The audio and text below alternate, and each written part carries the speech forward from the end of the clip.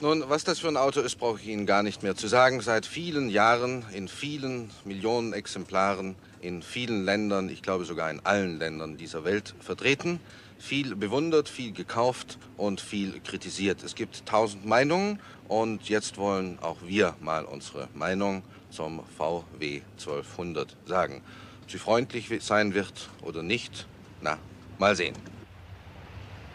Plus- und Minuspunkte ergeben sich schon beim Motor.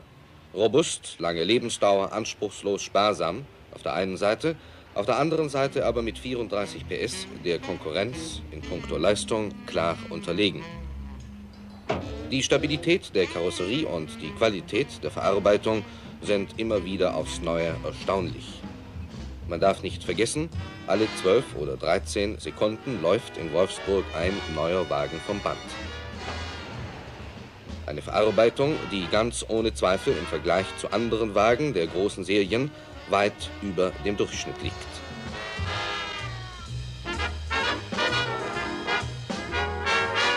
Man kann jetzt auch die hinteren Lehnen umklappen und gewinnt so einen echten Kofferraum.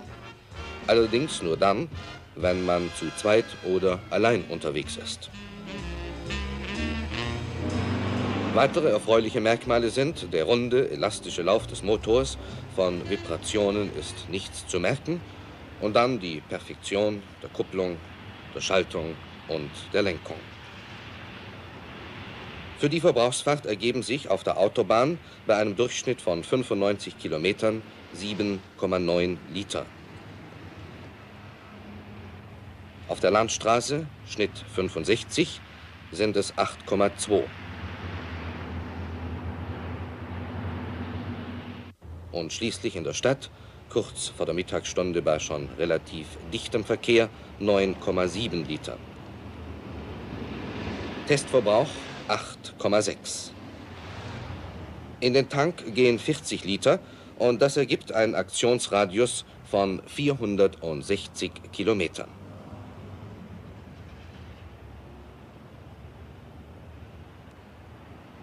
Kompakt, robust, widerstandsfähig, das sind drei Prädikate, die immer wiederkehren und die auch bei unwegsamen Verhältnissen ihren Wert beweisen.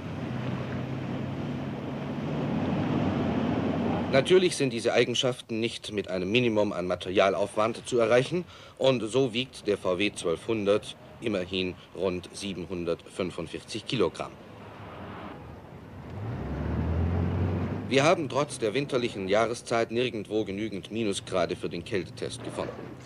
In diesem Rieseneisschrank herrschen 15 Grad minus. Der VW steht 8 Stunden und friert.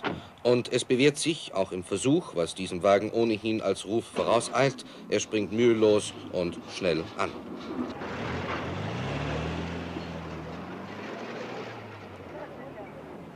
So erfüllt der VW einen der wesentlichsten Ansprüche im Winterbetrieb. Andererseits kann man mit seiner Heizung trotz vieler Verbesserungen während der letzten Jahre, man kann schon sagen Jahrzehnte, nicht zufrieden sein. Erstens ist sie noch nicht frei von absonderlichen Gerüchen. Zweitens dauert es lange, bis der Innenraum genügend erwärmt ist. Drittens genügen die Möglichkeiten der Regulierung nicht. Alles Punkte, die im Zusammenhang mit der Luftkühlung des Motors stehen, aber bei anderen Fabrikaten besser gelöst worden sind. Ebenfalls von der Luftkühlung abhängig ist das typische VW-Motorgeräusch. Man wird es, nachdem auch in puncto Dämpfung einiges geschehen ist, keineswegs als unangenehm empfinden. Die Geräuschmessung bestätigt dieses Gefühl. Bei 100 Kilometern auf Betonfahrbahn hat man 78 Phon im Wageninnern.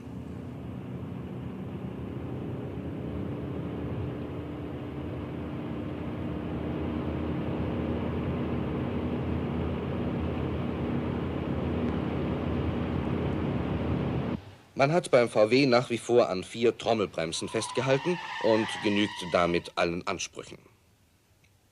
Aus einer Geschwindigkeit von 100 Kilometern kommt der Wagen in 48 Metern und 70 Zentimetern zum Stand.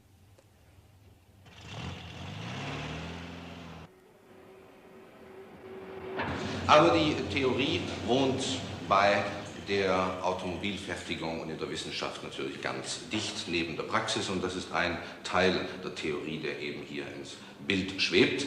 Der Theorie, die wir jetzt praktizieren wollen, auch wenn sich das vielleicht widerspricht, auf einem Rollprüfstand. Und zwar messen wir hier die Bremsverzögerungen der einzelnen Räder ganz unabhängig voneinander. Dazu haben wir diese Apparatur und hier zum Beispiel 4 verschiedene Tachometer für 4 verschiedene Bremsen, vorn links, vorn rechts, hinten links und hinten rechts. Der Wagen steht, wie der Name Rollprüfstand schon sagt, auf 4 Rollen, die er mit eigener Kraft antreibt. Und dann über diese verschiedenen Messinstrumente, das ist ja nicht das einzige, das wir hier haben, wird dann genau registriert, wie die einzelnen Räder abgebremst haben. Und das wollen wir jetzt nicht aus einer Geschwindigkeit von 100, sondern aus einer Geschwindigkeit von 50 einmal probieren.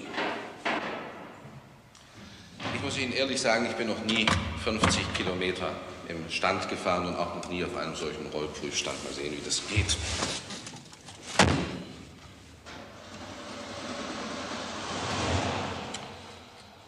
Wir beschleunigen jetzt relativ noch langsamer als auf der Straße, denn der Motor hat jetzt erheblichen Widerstand mit diesen Rollen zu überwinden. Aber Sie sehen bereits hier vorne an unseren Tachometern, dass wir schon ungefähr bei 30 Kilometern in der Stunde sind.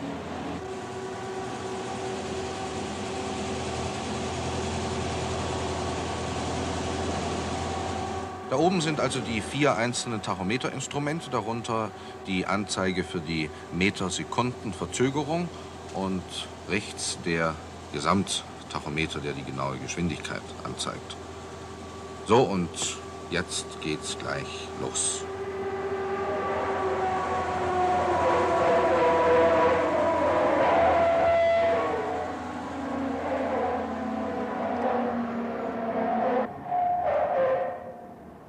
So, da kommt schon das schriftliche Ergebnis und das sieht so aus, dass vorne links und vorne rechts praktisch ein gleicher Bremsweg benötigt wurde, nämlich 94 und 96 Meter. Sie können das nicht unbedingt in die Praxis übersetzen, aber trotzdem ein interessanter Versuch.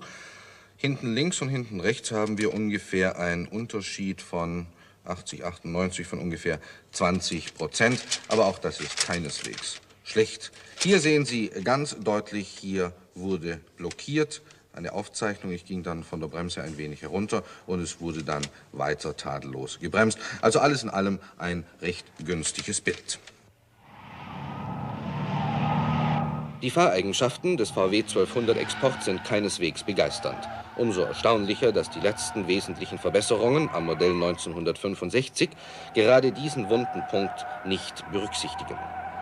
Sicher wird kaum jemand mit dem Volkswagen sportliche Betätigung suchen. Andererseits können aber auch im normalen Straßenverkehr Situationen entstehen, die nicht nur Anforderungen an den Fahrer, sondern auch an das Fahrverhalten seines Wagens stellen. Und hier entspricht der VW keineswegs mehr dem Stand der heutigen Technik.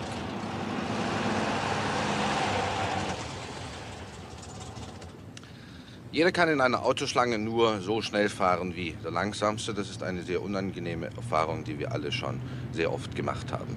Diese Feststellung steht leider in direktem Zusammenhang mit diesem Wagen. Wir haben die Beschleunigung noch nicht gemessen, aber der schnellste wird er mit Sicherheit nicht sein. Die Werte, die wir bisher erreicht haben bei anderen Autos in einer ähnlichen Preiskategorie und sogar mit weniger Kubikinhalt, waren bestimmt besser. Das merkt man sofort, wenn man mit diesem Wagen, mit diesem Volkswagen hier fährt. Also jetzt die Messung.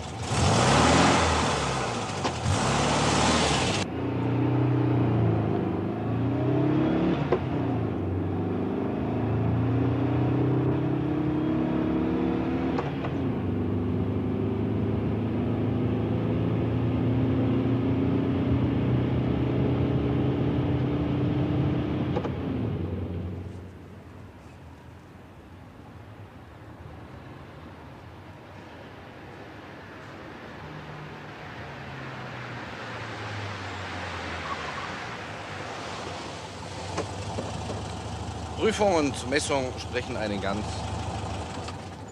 deutliche Sprache. 31,5, ich weiß nicht, ob Sie das hören, das ist eine sogenannte Glühzündung. 31,5 Sekunden von 0 auf 100, das ist ein Wert, der bedeutet, dass es bald passieren wird, dass dieser Wagen zu einem glatten Verkehrshindernis wird.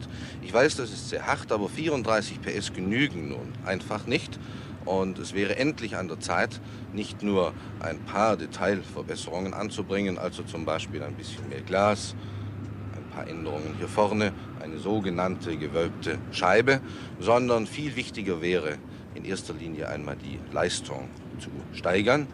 Der Verkehrsfluss hängt davon ab, dass möglichst alle Wagen eine gleiche, eine ähnliche Leistung und Beschleunigung besitzen. Schauen Sie sich die Beschleunigungswerte anderer im Preis vergleichbarer Wagen an. Von 0 auf 100 beschleunigt der NSU Brinz 1000 in 18,8 Sekunden. Der Renault R8 in 19,1 Sekunden. Der Simca 1000 in 21,2 Sekunden. Der Opel Kadett in 25 Sekunden. Der Fiat 850 in 26,5 Sekunden. Alles Beschleunigungswerte von 0 auf 100.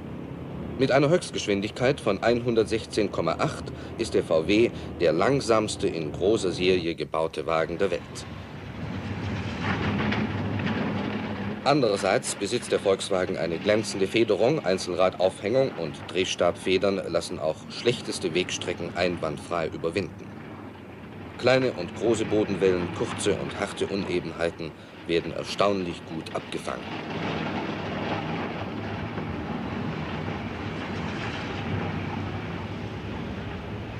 Bei starkem Seitenwind ist beim Volkswagen wie bei fast allen Heckmotorwagen Vorsicht am Platze.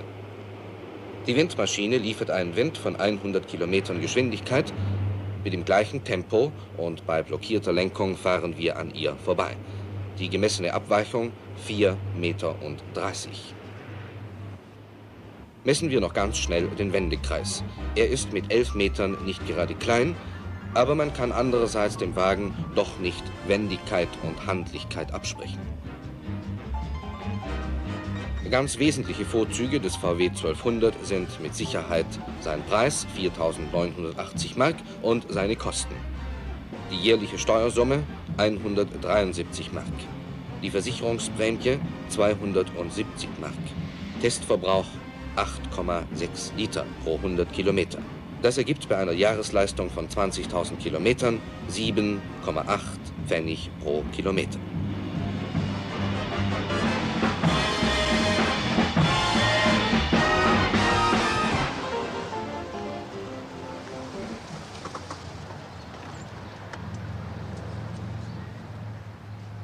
Wer einen Volkswagen unter rein kommerziellen Gesichtspunkten betrachtet, der wird viel Freude an diesem Wagen haben. Wiederverkaufswert, gute Verarbeitung und ein großes Kundendienstnetz. Das sind die Hauptpunkte und die Sparsamkeit wollen wir noch dazu rechnen. Wer aber ein wenig Temperament schätzt, wer ein bisschen Exklusivität haben möchte und sein Fahrzeug nicht nur als Transportmittel betrachtet, ich glaube, der hat es sehr schwer mit dem Volkswagen 1965, mit diesem 1200er Freundschaft zu schließen. Auf der einen Seite muss man also dem VW seine Außergewöhnlichkeit bescheinigen, andererseits scheint es an der Zeit, dass neben rein wirtschaftlichen Gesichtspunkten in Wolfsburg an die technische Weiterentwicklung gedacht wird. Denn gute Leistung und gutes Fahrverhalten sind keine Hobbys heutzutage, sie sind ein wesentlicher Beitrag zur Sicherheit auf unseren Straßen.